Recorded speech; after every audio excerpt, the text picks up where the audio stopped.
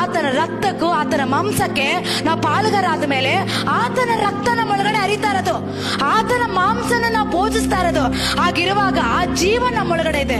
ಇಲ್ಲಿ ನಾವು ಜೀವಿಸುವಾಗ ಆತನ ಜೀವ, ಆತನ ರಕ್ತ, ಆತನ ಮಾಂಸ ನಮ್ಮ ಒಳಗಡೆ ಇರುವಾಗ ಆತನ ಅದು ಮಾತ್ರ ಲಯ ಕಳಂಕ ಇಲ್ಲದೆ ನಾವೇನ್ ಮಾಡ್ತಾ ಇದೀವಿ, ದೇವರ ಬಾಧ್ಯತೆಯಲ್ಲಿ ನಾವು ಜೀವಿಸ್ತಾ ಇದೀವಿ. ಹಲ್ಲೆಲೂಯಾ.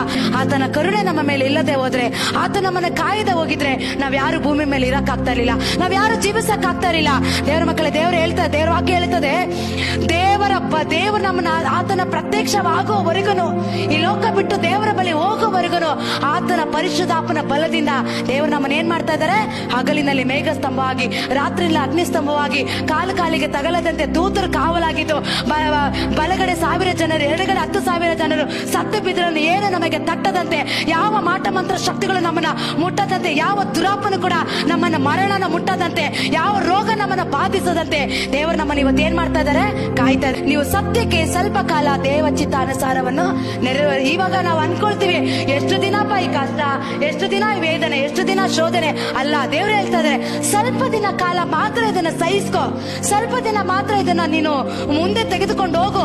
ಸತ್ಯಕ್ಕೆ ಮಾತ್ರನೇ ಇದೆಲ್ಲ ನಿನಗಿರೋದಷ್ಟೇ, ನಿನಗದು ಜಾಸ್ತಿ ದಿನ ಇರೋದಿಲ್ಲ.